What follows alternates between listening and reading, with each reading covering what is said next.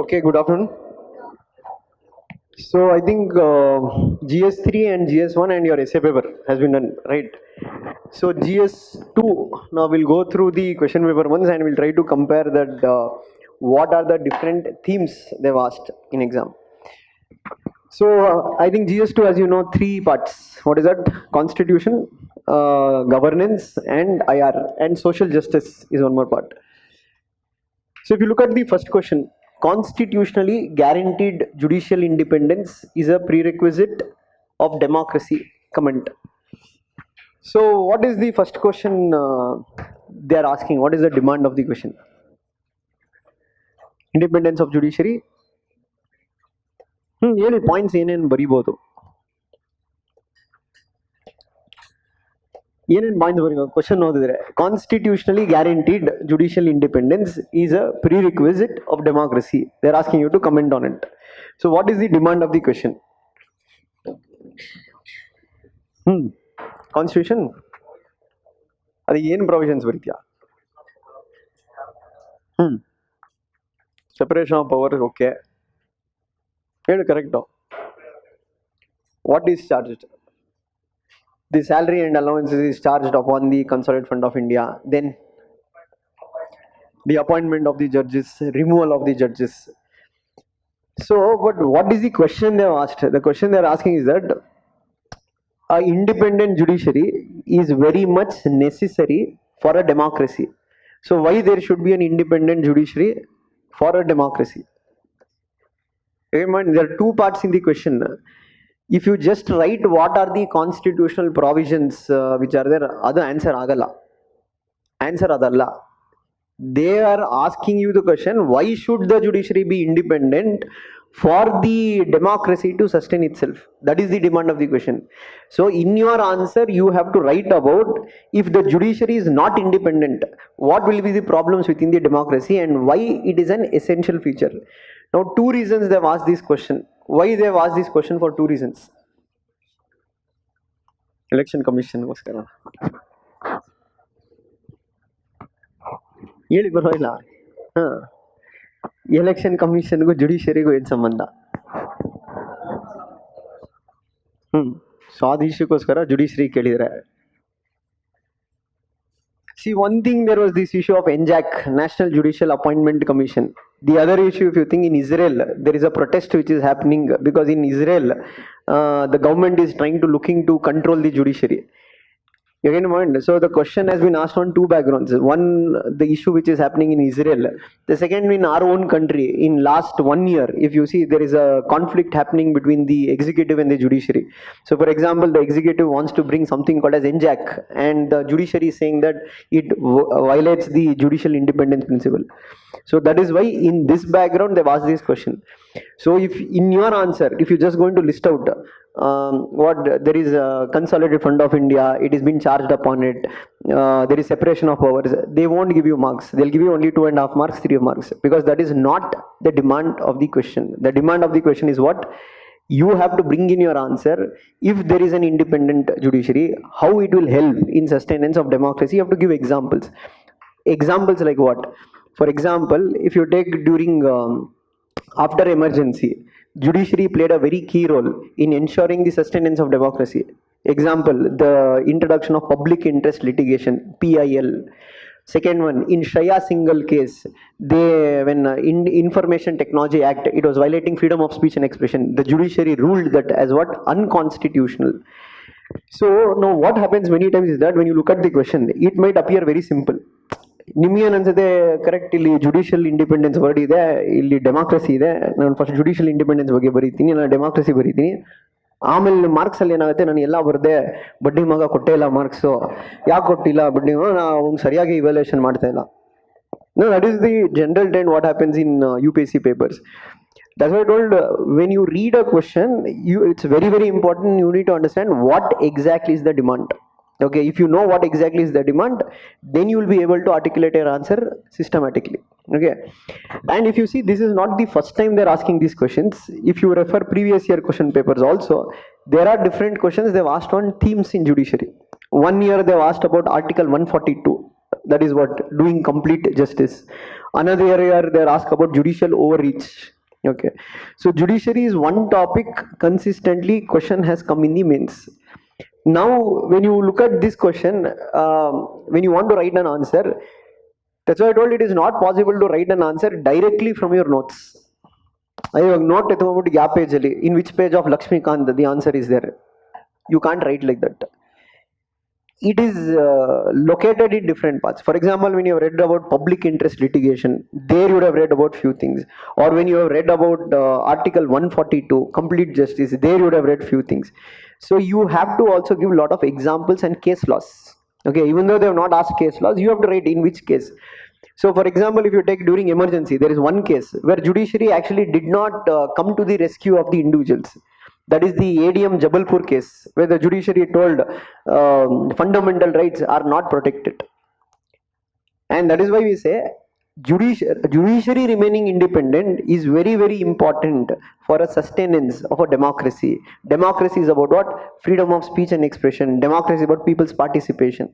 Okay, so there are two concepts that they have linked: judicial independence and democracy. Got a point? So first when you write, you think about what is the question they've asked. Okay, understand the demand of the question, then you try to think about what points you can generate. Okay, so don't just try to write automatically. The word judicial independence, you saw, you will go on listing out separation of powers ide. Haudu adu nija. They're not asking that. They are asking why independent judiciary is very essential for a democracy. Got it? Second question, if you take, who are entitled to receive free legal aid? Assess the role of National Legal Services Authority rendering free legal aid in India. This question is pretty simple, pretty straightforward. So first question is what? Who are entitled to receive free legal aid? Okay, so idi question no, ಇದು ಯಾವ chapter related ಇದೆ? Direct principle of state policy. Okay, good. In that, which article it is related to? Article 39. Yeah. So whatever information you are able to gather, that you try to bring in your introduction. Okay, you can say free legal aid is part of directive principle of state policy under the Article 39A of the Constitution. Then you can say, in this regard, the Parliament has enacted the Legal Services Authorities Act, under which they have created NALSA at national level, SALSA at state level, and District Legal Services Authority at district level. Then they are asking you the question, who are entitled to receive free legal aid? List out who are free. Scheduled caste, scheduled tribe, women, okay, and those people whose income is less than 1 lakh rupees per annum. Okay. Then you go on to write, assess the role played by National Legal Service Authority in rendering free legal aid in India. ಇದಕ್ಕೆ ಏನು answer ಬರೀತೀರಾ? So you can say, one, lok adalats are organized. Second one, they'll only hire lawyers. They'll only pay the court fees in that regard. In many cases, they've helped acid victim women to fight cases in court. And especially this has largely benefited the poor people.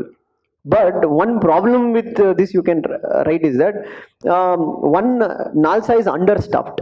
Second one, in India, there is huge number of cases where we can say under trials are there. Means they have not been able to get justice because they have not been able to get legal services.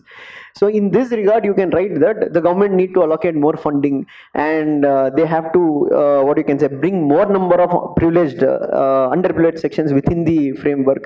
And then you add in your conclusion, justice delayed is justice denied, and legal services is one of the basic fundamental right of every individual. Okay. States in India seem to reluctant empower urban local bodies both functionally and financially. Comment. Okay, this is a statement which has been given. So from the statement, what you can understand, this is related to which topic? Panchayat Raj and urban local bodies. So immediately when you think of Panchayat Raj and urban local bodies, what should flash to your mind?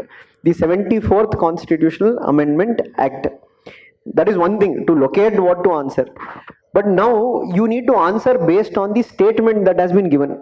So if you read the statement again, the states in India seem reluctant to empower urban local bodies both functionally and financially. So question ಏನು ಕೇಳ್ತಾ ಇದೆ? Question student sir, ಅದು urban local bodies ಬಗ್ಗೆ ಕೇಳ್ತಾರೆ. ಹೌದು, ಅದು urban local bodies, but ಅದರಲ್ಲಿ ಏನು ಕೇಳ್ತಾ ಇದ್ದಾರೆ? One at a time. ಹೇಳಿ mic. Oh, what exactly? Tell what you know. It's okay.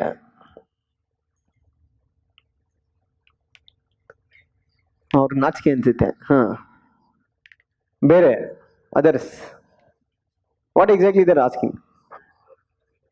ನೀವಿಬ್ರು ಏನ್ ಪಾರ್ಲಿಮೆಂಟ್ ಡಿಸ್ಕಷನ್ ತರ ಮಾಡಿದ್ರಿ ಏನ್?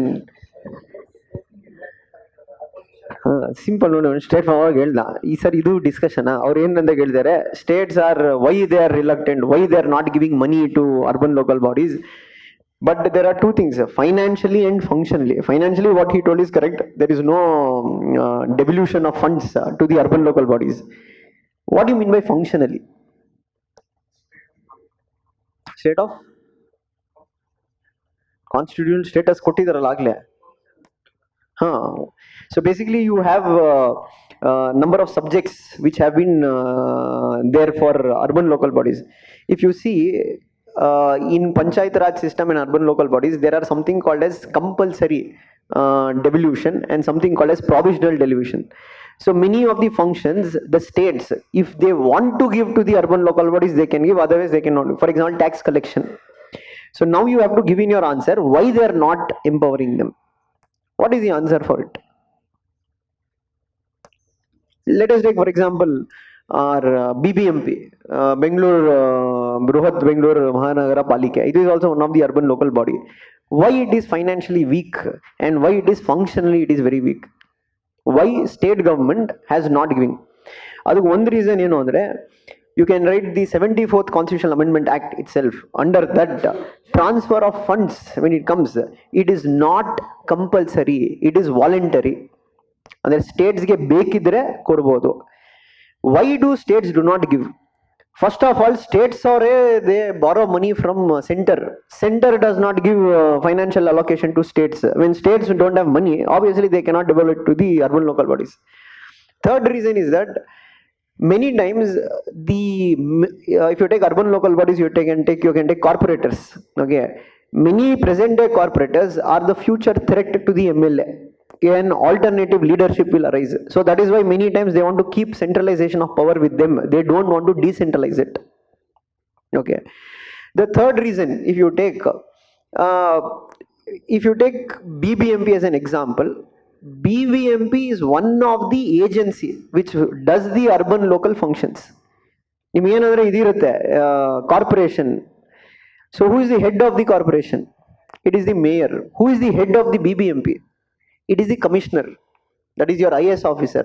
And the commissioner is under whose control? He'll be under the control of the state government. So obviously, even though the mayor is democratically elected, he can only plan, but that plan has to be sanctioned by the commissioner. And many times the government, through the commissioners, they control the urban local bodies. And that is why you can say urban local bodies are not so functional enough. And the other problem is also that in India, in that regard, if you look at, even though the 74th Constitutional Amendment Act has been brought, there is lack of political will, except I think few states such as Kerala, etc., where they have genuinely transferred functions and powers. But in most of the states, let us take for example BBMP in Bangalore only, the major source of revenue of BBMP is what? I know tax. Which tax? One is property tax, the other is the advertisement board, what you can see. But they have not devolved other sources of tax collection to the bodies. Again, same thing. Why? Because the state government wants to keep a complete control over it. And that is why you can say that a lot of civic problems in many of the cities, such as urban flooding, etc., huge corruption, etc. And in many of the areas, there is something called as Resident Welfare Association, RWA. And in many states, they have not even created RWA, and people are also not aware of it. So you need to list out the reasons here, 1, 2, 3, 4, that why states are reluctant to transfer power to urban local bodies. And one short paragraph you have to write about futuristic, means you have to tell genuine transfer of power, not only in terms of funds, but also functions and functionaries should be given to the urban local bodies. And you can see in future, cities are going to play a very key role. The reason is that urbanization is happening. People are migrating from rural areas to urban areas, and hence we need what you can say, the participatory democracy to be enhanced in India. The states have to devolve funds. For states to devolve funds, the center has to give more funds to the state governments. So that's why I told again in these kind of questions, what you read in book, it is more structure andre panchayat andre eno, urban local bodies andre eno, and what you read in editorial pages, that is where you will find most of the analysis what we are speaking about here. Yeah, point. So you can see in both questions, if a person who has read editorial pages, who have regularly read a newspaper, he will have that analytical framework to write. In any case, this first question, if you take, what is that? Judiciary and democracy. There are a lot of articles which had come in Hindu, Indian Express in that regard, on the idea that why an independent judiciary is very essential for democracy. Compare and contrast British and Indian approaches of parliamentary sovereignty. Straightforward question. This directly you can answer if you have read Lakshmikant book or any other simple notes. Question ಏನು ಕೇಳಿದರೆ, compare and contrast British and Indian approach of parliamentary sovereignty. So how will you approach this question? First of all, you have to define what is parliamentary sovereignty. So what do you mean by parliamentary sovereignty? The parliament will have the supreme authority compared to all other organs of the government. Then they're asking you to what? Compare and contrast the British approach and the Indian approach. Simple. In Britain, the parliament is considered to be sovereign. In India, parliament is not considered to be sovereign. Then you have to explain why. In Britain, there is unwritten constitution. In Britain, judiciary is not supreme. Judiciary just follows the procedure established by the law. And in Britain, the parliament is so powerful, as they say, they can change anything and everything except make a man a woman a man. But in India, parliament is not sovereign because, list out reason. One, we have a written constitution. Second, we have an independent judiciary. Third, the judiciary has innovated. For example, in Menaka Gandhi case, it has come out with due process of law. And that is the American judiciary, what you can say, model. Third one, they've invented something called as the doctrine of basic structure in the Keshavananda Bharati case, which has limited or acted as a Lakshman Rekha for the parliamentary amending powers. And then you can say that in India, the Article 50, which is that it clearly brings about what? Separation of powers. So in India, we are based on popular sovereignty, not parliamentary sovereignty. What do you mean by popular sovereignty? It is reflected in our preamble. We, the people of India, ourselves have given a constitution, etc. Got it? So this question is a very basic question, very straightforward question. If you are good with your concept, if you read your Lakshmikant or any class notes, easily you can answer this question. This does not require any editorial page reading, etc. Got it? So from these 4 questions, what you can understand, 2 things you need to understand. One, they are going to ask questions which are in news. Okay. Second, they are going to ask questions. One, basic questions will be also asked in the exam, but they are also going to ask applied questions. What do you mean by applied question? You need to have a broader analysis of the holistic issue. So when you are reading about this judicial independence, etc., you have to cover all angles. Okay, why the judiciary should be independent? How judiciary being independent will help a democracy. Okay, how to make sure that judicial independence is protected. Got it? And if you see the themes in that regard, every year there is one question they're asked on judiciary. Every year there is one question they're asking on Panchayat Raj system. Every year there is one question they're asking on parliament. Okay. So for example, if you take in I think 2022 paper, that is last year's paper in that regard. See, third question, last year paper. To what extent, in your opinion, has decentralization of power in India changed the governance landscape at grassroots? Same, again, it is a question on Panchayat system and urban local bodies. So when we say build themes, artha enu andre, when you analyze 3-4 years question paper, you have to know on what topics they are asking questions and how they are asking questions. And if you know how they are asking questions, then you will get an idea that what content one has to read for your preparation stage. Because all it matters in exam is what you write, not what you have read. And your ability to write this in what? ಎಷ್ಟು ನಿಮಿಷದಲ್ಲಿ ಬರೀಬೇಕು? Within 7 minutes. So if you have to write this in 7 minutes, you should have at least revised 7 times. ಅರ್ಥ ಇದೆಯಲ್ಲ.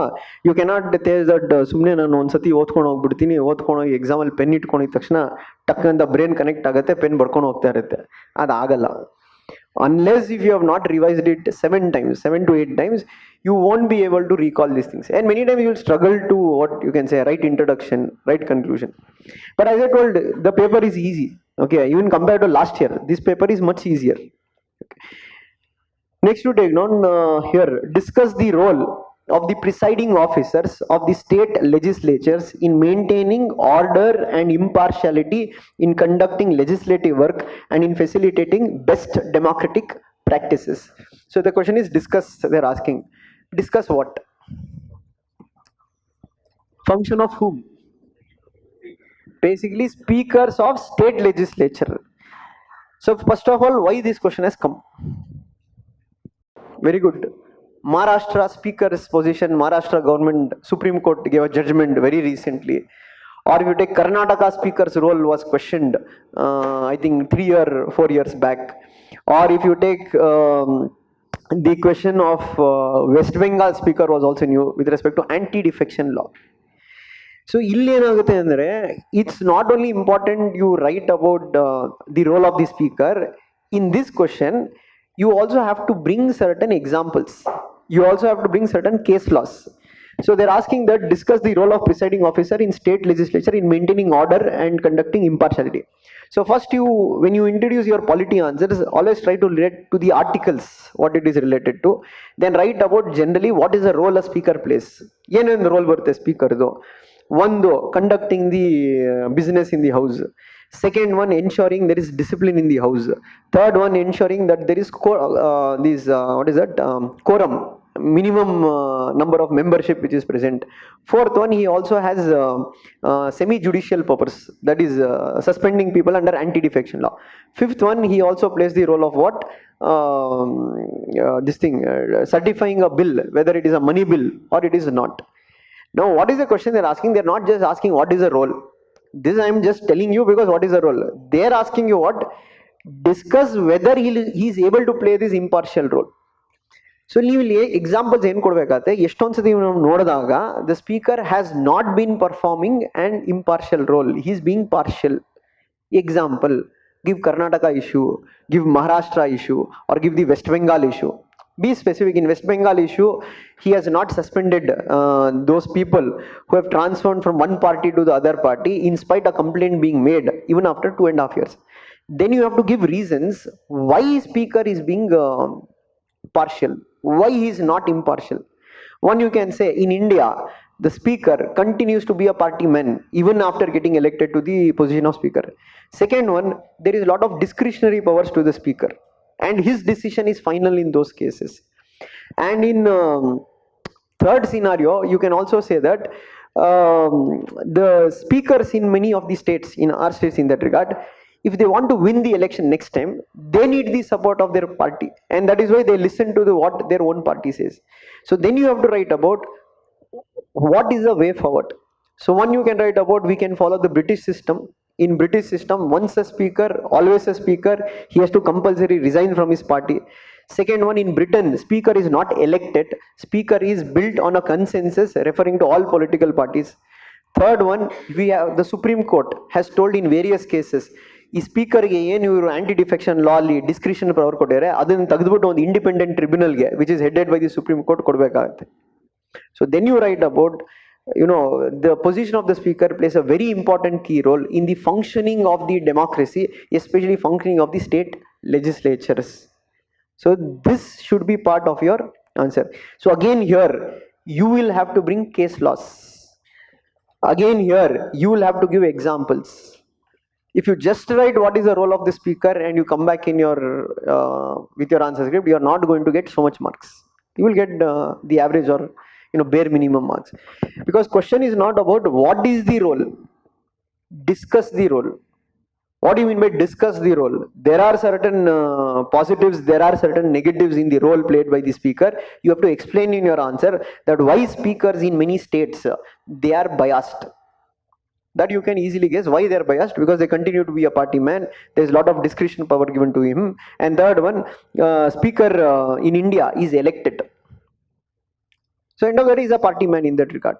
And you have to then write in your answer what steps can be taken to ensure that speaker's role can be made impartial. So there you can give Britain's example, okay. And why I tell always read editorial pages, because in various editorial pages ಇವಾಗ ಯಾವುದೋ ಒಂದು editorial ಬರ್ದಿರ್ತಾರೆ ಇನ್ನೊಂದು ಕಂಟ್ರಿಲಿ ಸ್ಪೀಕರ್ದು roll ಹೆಂಗಿರುತ್ತೆ, ಆ ಕಂಟ್ರಿಲಿ ಸ್ಪೀಕರ್ದು roll ಹೆಂಗೆ they would have made it more neutral. So you can link it in your answer. And you also have to keep in your mind what this is a competitive exam. So this is not a college exam. It's not that everybody writes the same answer, everybody will get the same marks. Obviously credit will be given for those people who can bring unique content in their answer. Okay, don't think like that, like sir in your notes what is there, I will write the same thing. No, you can do more value addition based on if you have read well. You can bring unique points in your answer, unique dimensions in your answer. That will be always given credit. Got it? So that's what I told. For this question, it is again, it is not something which you can directly answer from a book. You need to have examples, you need to have case studies, you also have to have case laws. Okay. This is more of a governance related question. The crucial aspect of development process has been inadequate attention paid to human resource development in India. Suggest measures that can address this inadequacy. Let us think you have not read anything. Okay, you go to the examination. Not read anything means you have generally read some current affairs and you have gone, okay, some basic polity. Now, how to approach this question? Their asking question is what?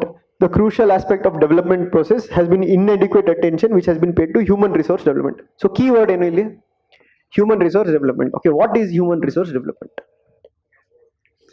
Empowerment, how?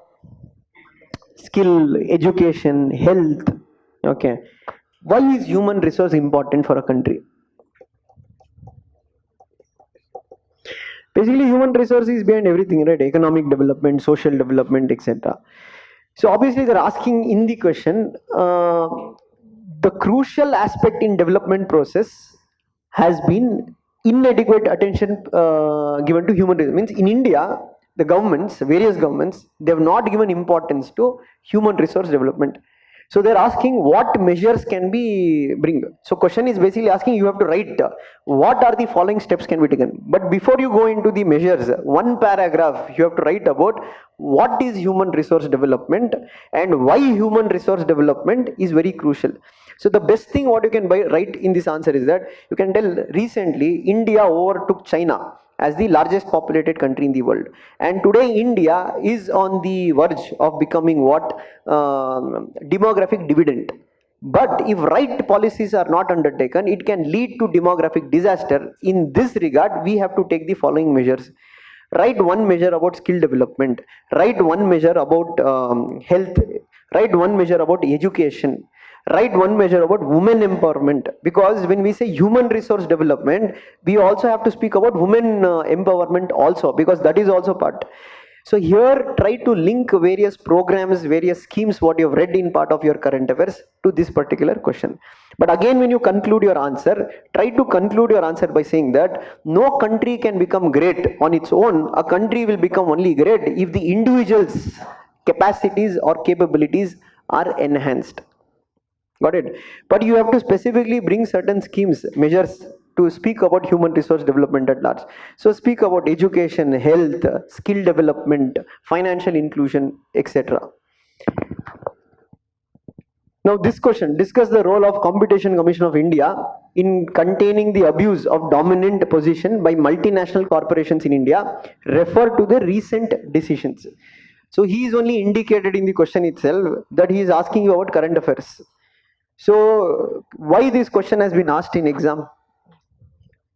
Basically there was a recent Supreme Court decision on Google. Okay, so you have to know that to answer this question.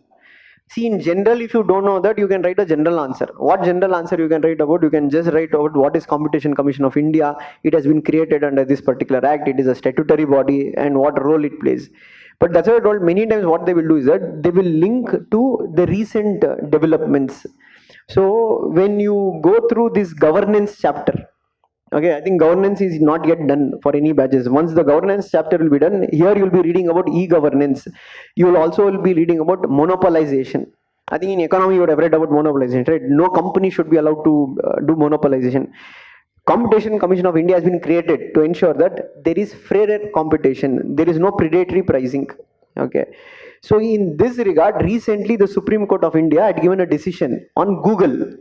You have to link that, and then you have to be able to write and connect to competition. That's why I told again, this question cannot be answered only by your basic book reading. Again, what is the best source? Your current affairs material or your newspaper editorial pages.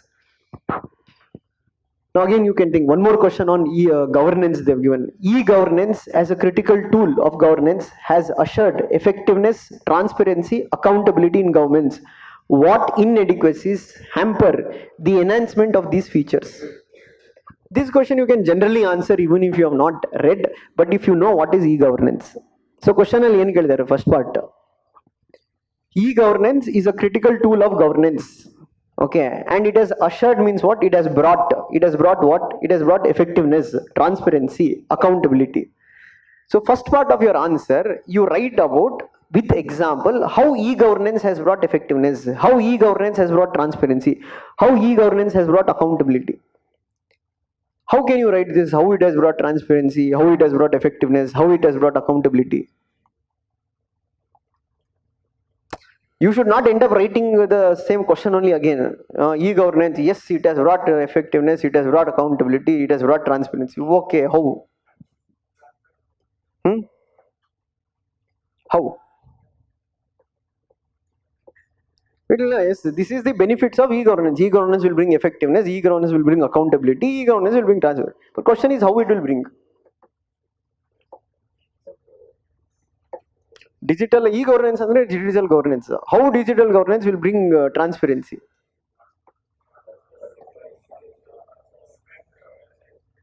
Different.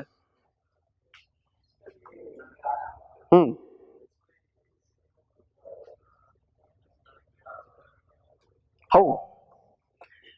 See, simple na. See, that's what I told. If you have an example, it is much easier to explain. Take example Karnataka Sakala project. So for example, how it is effective. Now the waiting time which is required for your grievance redressal is very less. The reason is that now a person you can pay your bills from your house instead of going to office, going to pay the bill, and that saves your petrol, that saves your diesel, that makes the governance more effective. How does it bring accountability? Because there is no human to human interface. Right? When they can ask you a bribe, if you go to the office to pay something, then they can ask you a bribe. If you are paying something online, who can ask a bribe? Third, they've told about it brings accountability. How it brings accountability? Obviously, when digital transaction happens, every paisa is calculated. If somebody wants to take bribe, I hope you don't take bribe online. Right? If no traffic police catches you, shall I Google Pay? So obviously, why? Because the accountability factor will come. Get in mind, that is how e-governance will bring more transparency, more accountability. That's why I told you have to have examples. See, don't always try to think from high level. Try to think from low level. You will get points to write. Don't think all about World Bank. No, think about day-to-day affairs. How e-governance will bring effectiveness. But the question is what they have told. One part is that the question is that what are the inadequacies that hamper the enhancement of these features? Means, in spite of all these positives, e-governance has its own set of problems. What are the problems that you have to write? What is the problems? Very good. One is digital illiteracy. Right. Most of the websites are in English. Okay, you have to also bring local literature. Second one, many people do not know how to use digital tools. So we have to give skill development there in that regard, or training there in that regard. Third, one is language, one is difficulty in using the tools. Simple. Any kind of digital literacy, if you want, first and basic, there should be electricity. So still in India is not 100% electrified. Second one, even if you have electricity, you need internet connectivity. That is the other problem. Then, very good. The bigger problem is data security, because the more digital governance become, data privacy becomes a crucial issue, and you can see there are a lot of issues with respect to what digital theft happening in that regard. Anything else? Any other point you can think of? inadequacies in e-governance. Hmm? Poverty, how you link it?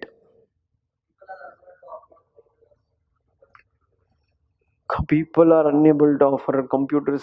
Okay, you can take a point that digital penetration, the point again he told, digital infrastructure, that also includes digital penetration in India is still low. But now currently I think everybody has mobile phones now, most they do have mobile phones. And when Jio came, obviously 4G internet also became very cheap. Yeah. Any other point which is a challenge or inadequacy with respect to e-governance? Hmm? Tell over while you can think of different points. Huh.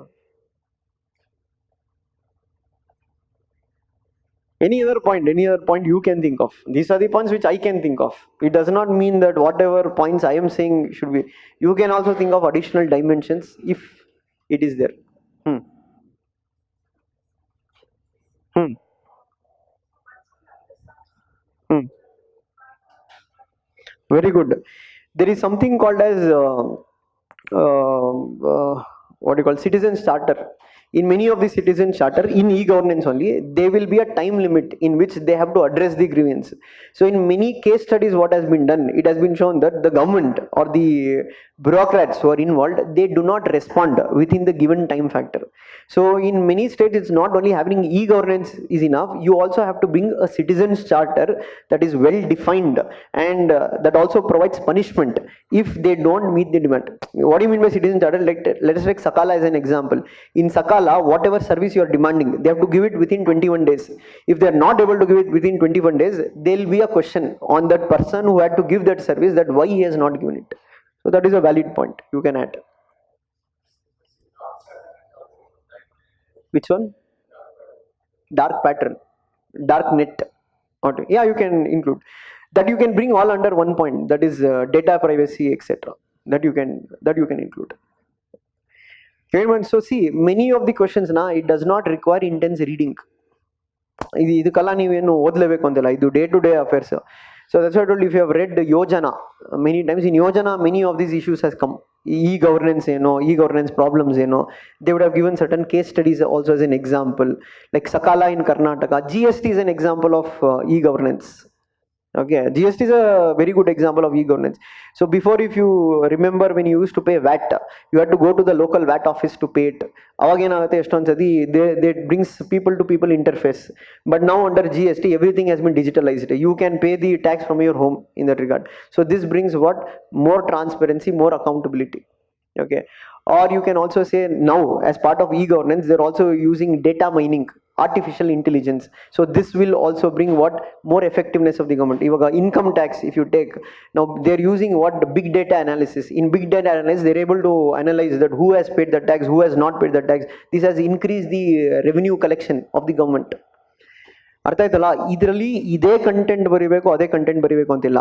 ನೀವು ಕ್ವಶನ್ಗೆ demand ಏನಿದೆ, ನಿಮ್ಮ arguments ಪ್ರಕಾರ you have to address the point.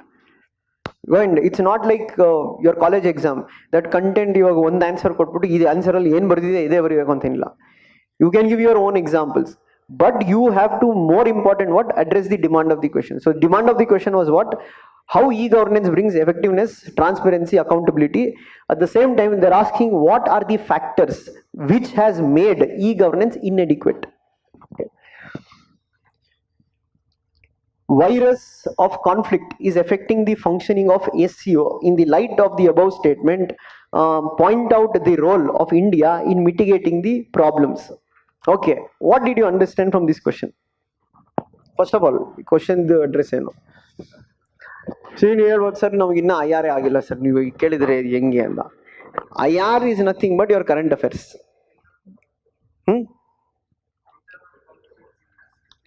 Very good. The question is about internal conflicts within SCO. So for first, you have to know what is SCO, Shanghai Cooperation Organization. Then you have to basically know who are the member countries here. So you have India, Pakistan, China, Russia. Iran was the latest member who became. And why this question has been asked first of all in the exam? Because India was the president of SCO in that regard. You have Tajikistan, Kyrgyzstan, Pakistan, and who else is there? Uzbekistan. But remember, Turkmenistan is not part of SCO. That is one country which is not part of SCO. But anyway, that is not needed here. Okay. So that's why I told many times mains is much easier than prelims. Prelims ಅಲ್ಲಿ ಏನು ಮಾಡೋದು ಇದನ್ನು ಕೇಳ್ಬೋದು. Tell which are the members of SCO. Mains they are not going to ask who members and all. They are asking what, in simple terms, what he told. What is the internal problems of SCO? But that is one part of the question. They are telling virus of conflict. What do you mean by virus of conflict? ಇವಾಗ ಏನಿಗೆ ಒಬ್ಬ student ಏನಂದ್ರೆ sir ಅದೇ Covid virus ಆಯ್ತಲ್ಲ sir ಅದರಿಂದ ಜಗಳ ಹಂಗಲ್ಲ. Virus of conflict ಅಂದ್ರೆ there is fight between these countries and that is affecting the effectiveness of SCO. Okay, and then they're asking what, in the light of the above statement, point out the role of India in mitigating these problems. Is what role India can play in tackling the problem. So first of all, to tell what role India can play, you have to tell what is the problem in SCO. Tell me what are the problems in SCO. One simple, India Pakistan have a lot of political problems. India China recently has border issues, and recently you can say with India and China there is also issue of Belt Road Initiative, BRI project. India has opposed BRI project, but all SCO countries except India have supported the BRI project. And we know there's a very good point. Within SCO there is a perception of anti-West, they're anti-America, and India is the only country within SCO it's largely which is not anti-America. And you also have to remember, with Iran joining the grouping now, this grouping has become more anti-West because Iran has problem with America, Russia has problem with America, China has problem with America. So obviously this is problem for India. So now they're asking what role India can play in resolving these issues. So one, you can say India can play the role of net security provider. Means Afghanistan issue, what is happening with Taliban's comeback, is problem for all countries in the region. And within SCO there is a institution called as RATS, Regional Anti-Terrorism Squad. So India can ensure that all these countries will work together to tackle terrorism, which is a common threat to all the countries. Second one, since India has good relations with America and the European countries, India can act as a bridge between what, the deteriorating relations between Russia, China and America, and India can form this particular bridge. And third one, India can also play the role of what, our geographical location. We are located in South Asia. Most of the SCO countries are Central Asia. So we can act as a bridge between what, connecting Central Asia to Southeast Asia. But however, there is a lot of challenges which India faces in playing this role. One, what, first of all, this group is dominated by China, and currently with Russia becoming economically weak because of the sanctions, Russia will become much closer to China, and obviously you can say within SCO India's voice will decline. Pakistan, Russia, China all will speak in one voice, and India will be cornered in that regard. Third one, India will find it always very difficult to balance. Why? The worsening of relations between Russia and America, India will be problematic. Why? Because whom do we balance? Right? So if you see with India's position on Russia-Ukraine issue, we have taken more of a middle path. Middle path in the sense we have been not, we have abstained from voting against the resolution as Russia. So in this regard, these will be the challenges. But however, in conclusion, you can write, since India today is projecting itself to be a global leader, we have to play a key role in ensuring that we do act as a bridge that connects the diverging interest within Shanghai Cooperation Organization. And you can say India can also bring up newer issues. COVID impacted all countries. Trade is important for all countries in that regard within the region. Third one, you can say most of the SCO countries, if you take except Russia out, all are global south, developing countries. So India can also ensure that build a consensus within SCO to fight for what, climate change negotiations, reformation of international institutions, IMF, World Bank. So this requires you to read lot of newspaper editorial pages. Okay, ಇದನ್ನ ನೀವು ಬುಕ್ಕಿಂದ ಓದ್ಕೊಂಡು ಬರೆಯೋದು ಕಷ್ಟ. ಯಾಕೆ ಅಂದರೆ this is an evolving issue. ಅಂದರೆ ನೀವು I think when India was the president, in Indian express in Hindu lot of articles head come on SCO. ಒಂದೊಂದು ದಿನ ಒಂದೊಂದು ಆರ್ಟಿಕಲ್ ಕೊಟ್ಟಿದ್ರು. ಒಂದು SCO ಅಲ್ಲಿ ಪ್ರಾಬ್ಲಮ್ ಏನಿದೆ, ಇನ್ನೊಂದು ಆರ್ಟಿಕಲ್ ಇಂಡಿಯಾ ರೋಲ್ ಏನಿದೆ SCO ಅಲ್ಲಿ. ಥರ್ಡ್ ಒನ್ನು ಇವಾಗ ಇರಾನ್ SCO ಜಾಯ್ನ್ ಆಗಿರಿಂದ SCO, how does SCO's nature will change, how does SCO's characteristics will change. Got it? So these questions can be answered if you have read your newspaper or your current affairs pretty well. See again, this question, why this question has been asked. Indian diaspora scaled new heights in the West. Rishi Sunak, correct. Hello.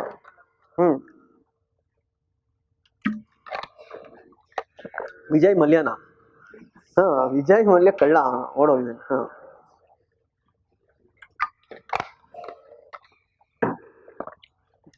They've told what the Indian diaspora has scaled new heights in the West. What do you mean by that?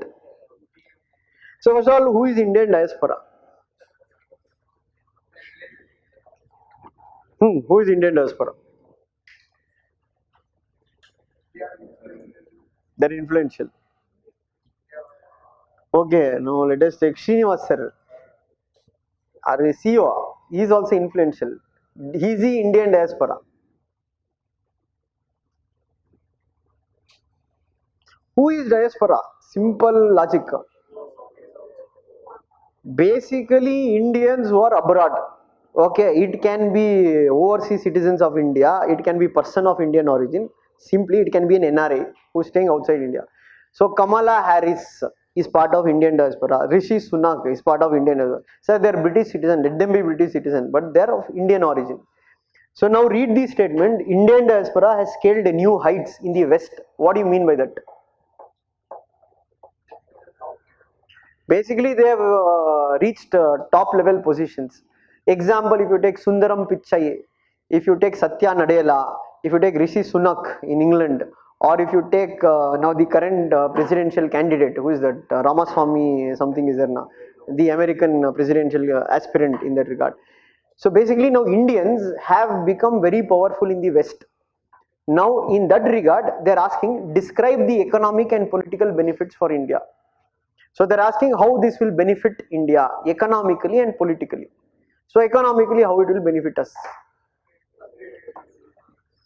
Agreement can be easily signed. Okay, then so one you can say about remittance. Remittance is one of the thing.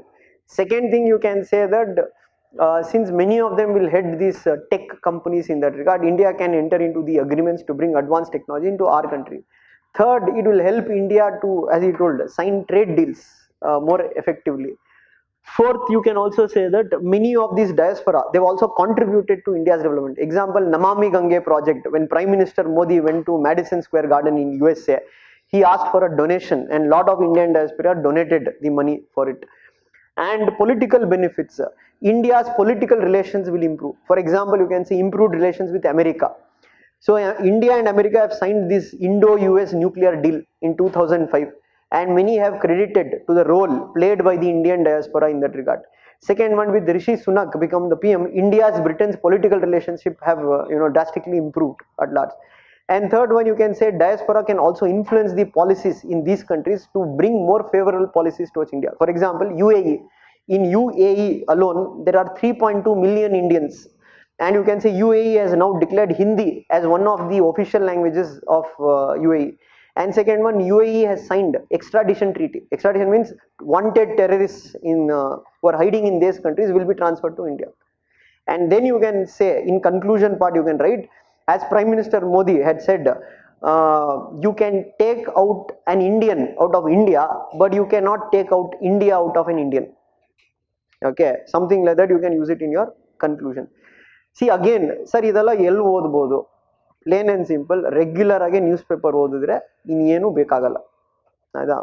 But ಇಲ್ಲ ನೀವು ಇಲ್ಲ sir ಅದಕ್ಕೆ ನಾನು ಏನೋ ಅದು special notes ಇದೆ, special notes ಓದೇ ಬರೀತೀನಿ ಅಂದರೆ ಬರೀರಿ ಅಂತ ಹೇಳೋದು. ಎಲ್ಲಿಂದ ಓದಿದ್ರೇನೋ ಒಟ್ಟಿನಲ್ಲೇನೋ ಉತ್ತರ ಬರಿಬೇಕಾಗುತ್ತೆ.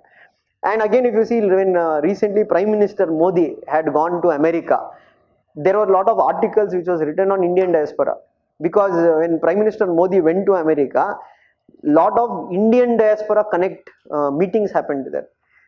And you can also write, they're asking you that what is the impact. Okay, you can also add one point, it's not only benefits, there are also challenges. Example, Khalistan movement, what is currently happening in Canada, these are also Indian diaspora itself.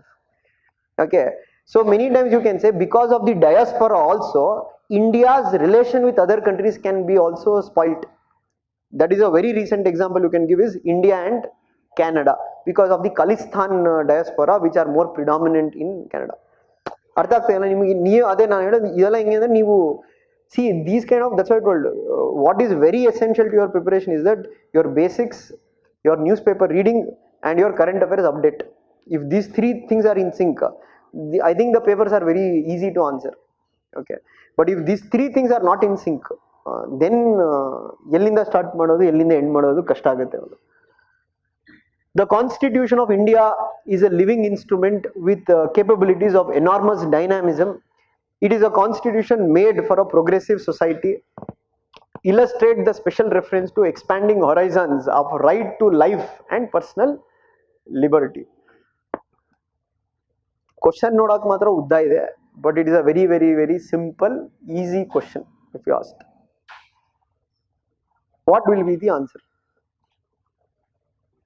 ಏನ್ ಯಾವ್ದ್ರ ಬಗ್ಗೆ ಕೇಳ್ತಾ ಇರೋರು? First of all ಯಾವ್ದ್ರ ಬಗ್ಗೆ ಯಾವ ಚಾಪ್ಟರ್ಗೆ link ಇದೆ question? Fundamental rights. Okay, fundamental rights ಅಲ್ಲಿ ಯಾರ ರೈಟ್ಗೆ ಲಿಂಕ್ ಇದೆ? ಆರ್ಟಿಕಲ್ 21. ಓಕೆ, ಸೊ ಇವಾಗ ಆ ಸ್ಟೇಟ್ಮೆಂಟ್ ನ ನೀವು ಓದಿದ್ರೆ ಏನ್ ಬರೀಬೇಕಲ್ಲ? They are asking that Constitution of India is a living instrument with capabilities of enormous dynamism, and it is a constitution made for a progressive society. Okay, the key words are what? Dynamic, progressive society, and it is a living instrument. These are the three keywords. What does three keywords denote? Our constitution is evolving. Specifically what they are asking in light of Article 21. So you have to write about how Article 21 has been evolved, and with that evolution how it has made what is that a progressive society. So ಇಲ್ಲಿ ನೀವು ಏನೇನು ಬರೀಬೇಕಾಗುತ್ತೆ? ಪುಟ್ಟುಸ್ವಾಮಿ case, right to privacy was declared as a fundamental right. Then Menaka Gandhi case, they spoke about right to life. They give a broader expansion to right to life. Then you can write about the Navtej Johar case, where they brought what LGBT rights into Article 21. And you can also write about what is that this thing, Hadiya case, where they told right to marry the person of your choice. And Baba Ramdev case, where they told right to sleep is also part of your fundamental right. ಹಂಗಂದ್ರೆ ಬರೀ ಬರ್ಕೊಂಡು ಹೋಗ್ಬಿಡಿ, ಈ ಕೇಸಲ್ಲಿ ಇದು ಹೇಳಿದ್ರು, ಈ ಕೇಸಲ್ಲಿ ಇದು ಹೇಳಿದ್ರು, ಅದೊಂದು 5-6 ಕೇಸ್ ಬರೆದ್ಬಿಟ್ಟು ಆಮೇಲೆ ನೀವು ಹೇಳಿ ಏನು ಅಂದ್ರೆ ನಮ್ಮ ಕಾನ್ಸ್ಟಿಟ್ಯೂಷನ್ ನೋಡಿದ್ರೆ ಅದು ಸ್ಟ್ಯಾಟಿಕ್ ಆಗಿಲ್ಲ, it is changing. Why it is changing andre as a society will evolve, the values in this society will also change, and the constitution will be should also change in such a way that it can meet the aspirations of the people. And in this regard you can add that Nehru's quote, when Nehru told no constitution in the world should be static. If any constitution is static, it will stop the progress of a society. So it is very very simple question. But again, the problem what will happen is that ನೀವು question ಓದಿದಾಗ you have to be able to connect to Article 21.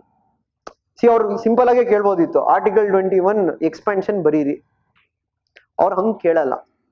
ಅವ್ರು ಯಾಕೆ ಹಂಗೆ ಕೇಳಲ್ಲ ಅಂದ್ರೆ they want to see whether a candidate has the ability to read the question, understand the question, connect the question to what he has read. Correct? That's what I told. UPSC ಗೂ KPSC ಗೂ ಎರಡೇ difference. ಅದೇ KPSC ಇದೇ question ಕೇಳಿದ್ರೆ they will directly ask it. What is Article 21?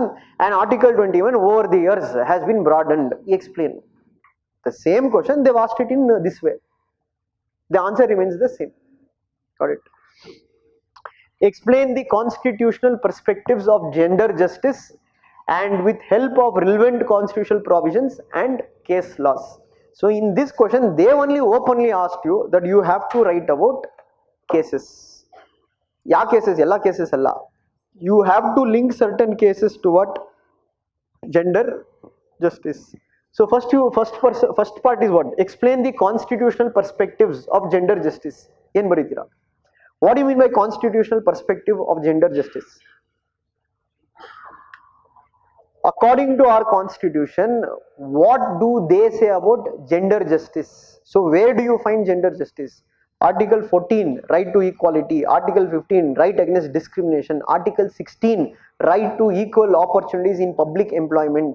Then you speak about Article 23 of the Constitution, which prohibits any kind of discrimination on grounds of what? What is that? Human trafficking or women trafficking. Then you can speaks about directive principle of state policy under Article 39. What is it? Equal pay for equal work, maternity benefits. What they speak about. Okay. ಅವ್ರು ಅದನ್ನ ಏನ್ ಕೇಳ್ತಾರೆ, ಅದನ್ನ ನೀವು relevant constitutional provisions. Now you gave constitutional provisions, but you also have to give one more example is what case laws. So right, Shah Bano case, okay, Sabrimala case, Vishaka guidelines, okay, Joseph Shine case. Joseph Shine case is related to what?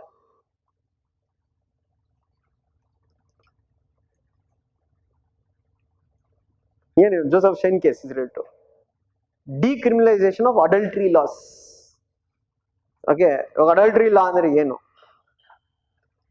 So according to India's IPC section, I think 497, if a married man has an affair with one more married woman, the husband of the married woman can file a complaint on the married man. Now why it was a criminal offense, but why did the court decriminalize it? Because they told it is not based on gender equality. Why they said it is not based on gender equality? Because they told it is one, they treated what husband, they treated what husband owns the wife. ಈ ಲಾ ಯಾವಾಗ ಮಾಡಿದ್ರು ಅಂದ್ರೆ British ಟೈಮಲ್ಲಿ IPC section ಮಾಡಿದ್ದು. So the idea behind making law is that the wife is the property of the husband. If somebody has an affair with that wife, basically has stolen the property, so the husband can file a complaint on him, but it is not the other way around. The married man's wife cannot file a complaint because that was the law, and that is why they decriminalized the law. You can give that as an example that how they brought gender justice. And again, it is not that you have to write 4 or 5 cases. Write any 2 cases, give an example, because you have to write within how many words? You have to write within 250 words. Got it? Next, discuss the contribution of civil society groups for women's effective and meaningful participation and representation in state legislatures in India. So this is a bit difficult question. ಆಯ್ತಾ? ಯಾಕೆ difficult question ಅಂದರೆ, you need to have specific examples to write in your answer. ಅಂದ್ರೆ ಅವ್ರು ಕೇಳ್ತಾರೆ ಏನು, they're asking contribution of civil society groups for women's effective meaningful participation and representation in state legislatures in India. So ಭಾರತದಲ್ಲಿ women ನ state legislature accommodate ಮಾಡೋಕ್ಕೆ ಏನೇನು organisations ಇದೆ? See, few organizations are there. Public Union for Democratic Rights, Public Union for Civil Liberties. But you have to be more specific, because even I don't know, even I have not looked into it. You have to specifically read certain civil society groups which have actually encouraged women's participation in public affairs. And that do what? With respectively state legislatures in India. So unless you don't have such examples in that regard, in this question, no matter how much you write, for example, you might write about why women should be represented in the state legislature, etc. You will get minimal marks. Why? Because the question is not that. The question is that contribution of civil society groups. Means you have to have a certain 3 or 4 examples, and in that examples you have to indicate how they have enabled women to participate in state legislature. Again, as I told, this cannot be answered only based on your book reading. For this you need to read simple, again, editorial pages or etc. Yojana is again a very good source for you to read certain polity related issues. Explain the significance of 101st Constitutional Amendment Act. So yadik related is the 101st Constitutional Amendment? It is GST, and they're asking you what is the significance of it. Significance, the importance. What importance of GST? So basically it will prevent tax on tax. It will make one nation one tax issue. Second one, it helps the GDP's growth. It will bring down the prices of certain products at large. It's also an indication of cooperative federalism, because under GST council both center and state have to cooperate. Then they're asking to what extent it reflects the accommodation of cooperative federalism. So here you give examples, like in GST council, it is headed by the Union Finance Minister, but it also has a representation from state finance ministers. Then you can say 2/3 of the voting weightage has been given to the states, 1/3 is with the center, and GST council together they will recommend to the government what is it. And you can say for GSTs, that central GST, state GST, IGST which is there. So this all requires cooperation between center and state. But does not mean that GST is not without its own share of problems. So one, you can speak about the compensation which was not given. There was opposition from Maharashtra and Gujarat, especially because these were all production based state and GST was a destination based tax. Okay, so you need to write about what is it, why this question has been asked. In last 2-3 years, you can say consistently in news there is one issue going on, GST compensation, which has been not paid to the states. And if you can say in Karnataka government was looking to, means they were looking for legal measures. Andre ivaga article 131 ಬರುತ್ತಲ್ಲ supreme court ಅಲ್ಲಿ, article 131 ಏನು ಹೇಳುತ್ತೆ, supreme court can take up disputes between centre and state. So many states were looking whether we can file a case in Supreme Court that the center has not paid us GST compensation. They were looking at explore. See, this question has, I think, repeated in last 5 years. At least 2-3 times it has been repeated. Explain the structure of parliamentary committee system. How far have these financial committees helped in institutionalization of Indian Parliament? So first part of the question is simple. ನೀವು structure of parliamentary committee ಹೇಳಬೇಕು. ಅಂದರೆ ad hoc ಇದೆ, ಮತ್ತೆ permanent committees ಇದೆ. ಅದರಲ್ಲಿ 3 ad hoc committees ಯಾವ್ದಾವ್ದು ಬರುತ್ತೆ, standing committees ಯಾವ್ದಾವ್ದು ಬರುತ್ತೆ. ಅದಾದ್ಮೇಲೆ ಪಾರ್ಲಿಮೆಂಟರಿ ಕಮಿಟಿದು ಹೆಡ್ ಯಾರು, ಬೇಸಿಕಲಿ ಸ್ಪೀಕರ್ ಅಪಾಯಿಂಟ್ ಮಾಡ್ತೇನೆ. 3 speaker only directly is the head of it. That is business advisory committee, rules committee, general purpose committee. For other committees in that regard, if the deputy speaker is appointed, he goes on to naturally become the head of it. Okay, and most of these parliamentary committee, the tenure is 1 year. Ministers cannot be part of them, of these committees at large. And you give 1 or 2 example. For example, in Public Accounts Committee, there are 22 members. In Estimates Committee, there are 30 members. All 30 members are from Lok Sabha. Second part of the question, how far have these committees helped in institutionalization of the parliament? What do you mean by that? Question is that how far have these financial committees helped in institutionalization of Indian Parliament? Andre, ಈ parliamentary ಕಮಿಟೀಸ್ದು ರೋಲ್ನ ನೀವು assess ಮಾಡಬೇಕು. ಅಂದರೆ positive roll ಏನು play ಮಾಡಿದೆ ಮತ್ತೆ loopholes ಎಲ್ಲಿದೆ. Okay, so positive role you can tell, one they bring the accountability of the executive. Second one, they also helps to what tackle charges of corruption. You can give example 2G scam, CWG scam. These were all highlighted by the Public Accounts Committee at large. Third one, these also give an opportunity for the opposition party members and especially those who are not part of the government to participate in the policy making process or bringing accountability of the government. But why they have not been effective? List out. One, all these committees work on principle of consensus. Andre, unless they are able to decide together, no decision can be taken. So Public Accounts Committee recently has failed to continue its investigation on Rafael. Okay, because there was dispute between the ruling party and the opposition party. Second one, the tenure of the members in this committee is how much? Only 1 year. Only 1 year at a time. So nobody will be able to develop expertise within 1 year. Second one, the financial allocation given to these committees to operate is very less. So, and many times they have taken lot of time to investigate. For example, jail hawala scam, it was investigated by Public Accounts Committee for 11 years. That too without any final report, and when they gave the report, the government disregarded the report. So these are the weaknesses of the parliamentary committees at large. So this is directly there in your Lakshmikant. If you read your Lakshmikant or your class notes, these committees overall analysis has been given. So this is one question you can directly answer from your Lakshmikant book. There's nothing else, you don't need to read anything extra. Directly you can do. Yeah, we know there's one more good point. Closed door meetings. And most of the meetings of these committees are not transparent.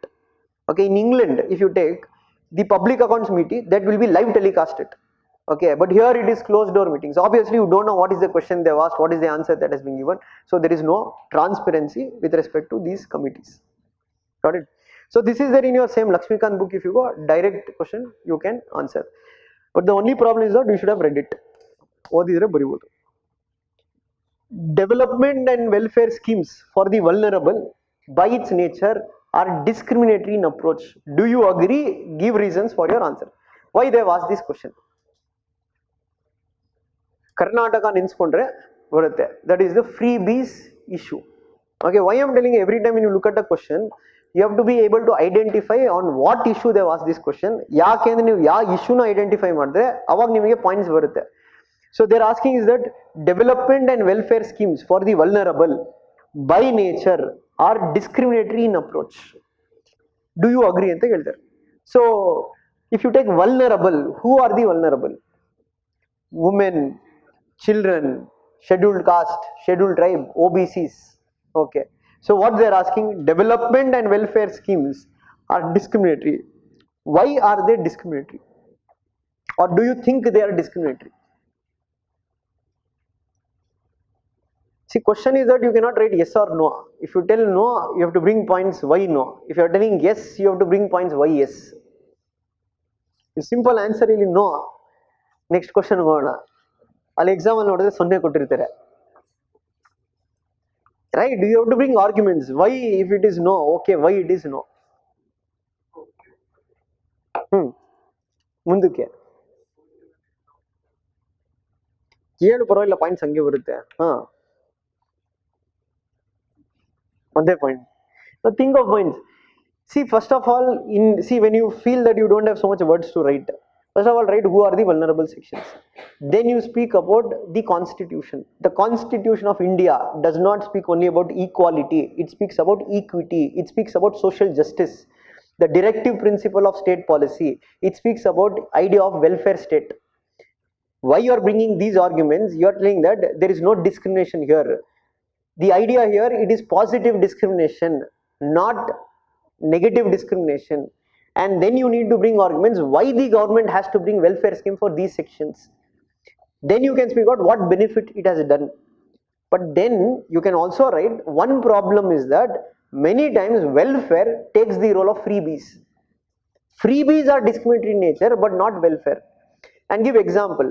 For example, National Food Security Act, it has increased the nutritional capacities and drop in the poverty ratio in India. Second one, in Tamil Nadu, when Jayalalitha gave free bicycles to the women children in many of the districts, the dropout ratio among the school girls dropped drastically. Okay, and then you can say in Karnataka, under Anna Bhagya scheme, when free rice was given, this led to what helped people, especially during COVID situation.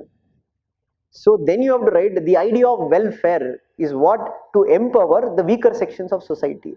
And such kind of empowerment or such kind of decisions, policy decisions, cannot be taken as discriminatory in nature. Got it? So they are asking your argument, your reasons, that why do you think it is not discriminatory? But if you think it is discriminatory, you have to bring your own argument saying that yes, it is discriminatory. But how and why? So my argument is that it is not discriminatory, and I will give my own set of points. But I would say that with the implementation of the schemes, there are challenges. Okay, but with the approach, because they are asking you development and welfare schemes for vulnerable by nature, they are asking. By nature, I don't think so it is discriminatory. Where discrimination lies is that when it comes to its implementation. Okay, so by nature, why it is not discriminatory? Because the idea is what? Social justice.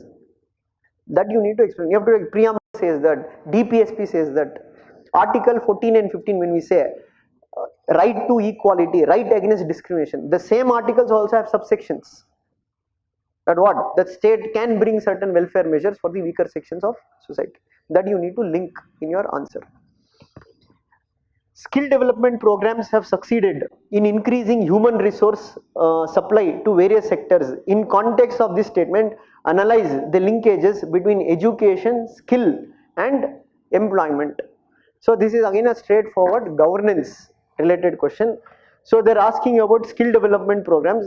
They're saying that the statement is what? Skill development programs have succeeded in increasing human resource supply to various sectors. How? How has skill development improved human resources supply to various sectors? First, ಅದನ್ನ ನೀವು ಬರೀಬೇಕಾಗುತ್ತೆ.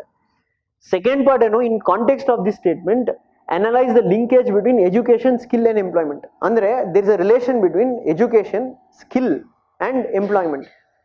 So if you look at India, there is one major problem in India. There is no direct link between education and employment. ಯಾಕೆ ಅಂದರೆ many of our educational what you can say curriculum and training, what is there, it is not industry oriented. Example, if you have done your engineering, Even a civil engineer can get a job in Infosys.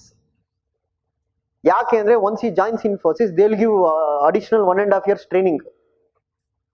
ಯಾಕೆ ಅವರು 1.5 years extra training ಕೊಡ್ತಾರೆ ಅಂದರೆ because they know that what you have read in your engineering is not enough. So the idea behind what the government has done in various areas is that they are bringing lot of skill development schemes and linking it with education. That is what we call as vocational training. What is vocational training? Skilling and learning together should happen hand in hand. The reason is that that will create more employment opportunities. It will create education to business connect or industry connect. So ಅದನ್ನ ನೀವು first explain ಮಾಡಬೇಕು problem ಏನಿದೆ ಇಂಡಿಯಾದಲ್ಲಿ. ಅದಾದ್ಮೇಲೆ ಈ skill development initiatives ಅಲ್ಲಿ ಇವ್ರು ಏನೇನು ಪ್ರೋಗ್ರಾಮ್ಸ್ ತಂದಿದ್ದಾರೆ ಅದು ಹೆಂಗೆ ಈ ಪ್ರಾಬ್ಲಮ್ನ ಸಾಲ್ವ್ ಮಾಡುತ್ತೆ, ಅದರಿಂದ ಎಂಪ್ಲಾಯ್ಮೆಂಟ್ ಆಪರ್ಚುನಿಟೀಸ್ ಹೆಂಗೆ ಕ್ರಿಯೇಟ್ ಆಗುತ್ತೆ. That is the demand of the question. But for this you need to know certain government schemes, government programs in specific, that you have to be able to link it.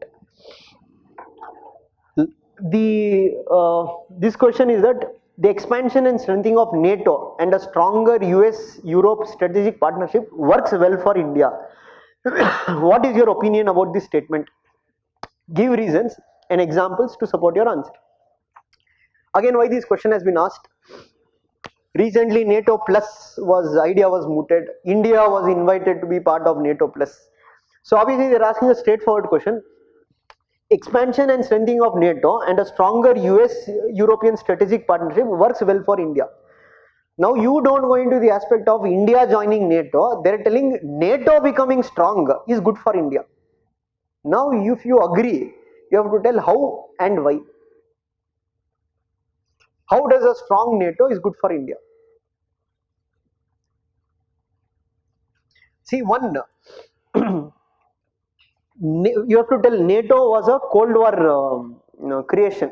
Okay, it was created in 1949, and the main goal was NATO at that point of time was to limit the rise of communism in Europe. And NATO has existed even after 1991, and now NATO is playing the main role of what? They are trying to now counter China. And a closer US and America partnership will help India in certain way. How? One, it will help India in technology transfer with respect to getting defense equipments to fight China. Second one, a stronger NATO in that regard will also focus on limiting China's aggression within South China Sea. Stronger NATO will also ensure that democratic principles of the world are well protected, because one of the major goal of NATO is democratic preservation. But at the same time, stronger NATO also creates problem for India. How? A stronger NATO is largely aimed towards Russia, and any kind of divergence between the American, European and Russian relationship is problem for India, because India wants to maintain closer relations with Russia and US and Europe. Second problem with NATO is that a stronger NATO in that regard, because India is part of SCO, and many times they are saying that SCO is mainly aimed towards NATO, and that creates a problem, because India is the only SCO country which wants to have better relations with NATO and Europe. So you can say strengthening of NATO is good in some aspects, but at the same time strengthening of NATO will also bring challenges for India about how it will balance its relations with the Europe and Russia and China, because India does not see China only as the enemy, because India also has good economic relations with China. Hence it will be a challenge for India that how it does balancing. And then you can add S. Jaishankar's quote. S. Jaishankar has quoted, time has come for India to manage China, engage America, reassure Russia, cultivate Europe and bring Japan into play. And this is multi-alignment. Sir ಇದೆಲ್ಲ ಎಲ್ಲಿ ಓದ್ಬೋದು? Same editorial ಪೇಜಲ್ಲಿ ಬರುತ್ತೆ. ನಾವು ಏನು ಹೇಳೋದು, ನಿಜಾನ ಹೇಳೋದು, ಎಲ್ಲಿ ಸಿಗುತ್ತೆ ಎಲ್ಲಿ ಓದ್ಬೋದು. ಬಟ್ ಇವಾಗ ನಿಮ್ಗೆ ಏನಂತಿದೆ ಅಂದರೆ, ಇವಾಗ ಇಷ್ಟೊಂದೆಲ್ಲ ಓದಬೇಕಾ, ಹೆಂಗೆ ಓದೋದು ಇಷ್ಟೊಂದೆಲ್ಲ? ನಾವೇನು ಅಂದ್ಕೊಂಡ್ವಿ, ಕೋಚಿಂಗ್ ಸೆಂಟ್ರಿಗೆ ಬರ್ತಾರೋ ಒಂದು ಮೆಟೀರಿಯಲ್ ಕೊಡ್ತಾರೋ ಅದನ್ನು ಹೋಗಿ ಎಕ್ಸಾಮ್ ಬರಬೇಕು. So this is one of the example that how questions will come in exam and how your preparation should be. And the last question was discuss in light of the above statement. Okay, sea is an important component of cosmos. Discuss in light of this statement role of IMO in protecting environment and enhancing maritime security. Simple. I think as it's written there only, UN clause anta ide, UN Convention on Laws of Sea is 1982. So seas are global common. Countries use seas for what? Trading purpose, energy security, fishing, etc. Now they're asking what role IMO plays in ensuring protecting environment. Andre ivaga there's a lot of problems happening, right? Oil spill, global warming, this thing, bleaching of corals, etc. Enhancing maritime safety. What is the threat? Rise of China, China's 9 dash line in South China Sea. China has something called as cabbage strategy. Cabbage strategy andre they're taking over small highlands which are in South China Sea, and they're also constructing artificial highlands there. So this is a violation of what? UN Convention laws of seas.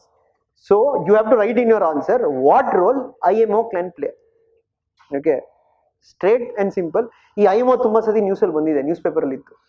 Okay, so if you look at the whole GS2 paper, it is a mixture of basic questions and is a mixture of current related issues.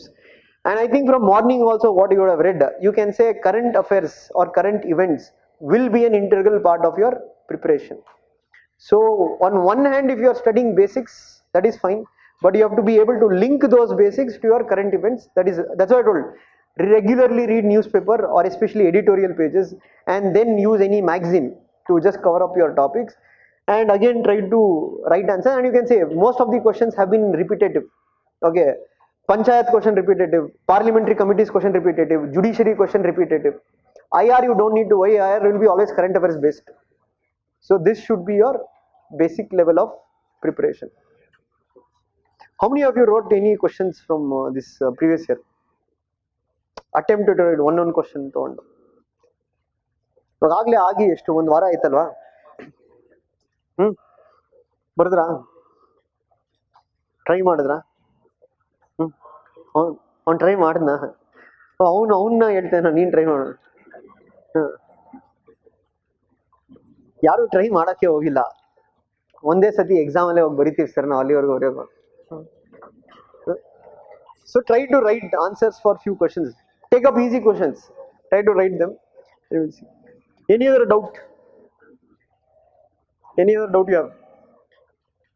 ಇಲ್ಲ ಇನ್ನೂ doubts ಏನೋ ಇದೆಯೋ? ಇವಾಗ್ಲೂ ಒಂದೇ material ಓದ್ತೀನಿ, ಅದೇ material ಇಂದ ಬರುತ್ತೆ, ಅದು ನಿಮ್ಮ ಇಷ್ಟ. ಅದೇ ಮೆಟೀರಿಯಲ್ ಓದ್ತೀವಿ, ಅದೇ ಬುಕ್ ಇಂದ ಬರುತ್ತೆ question. Okay then, we'll wind up this session. Thank you.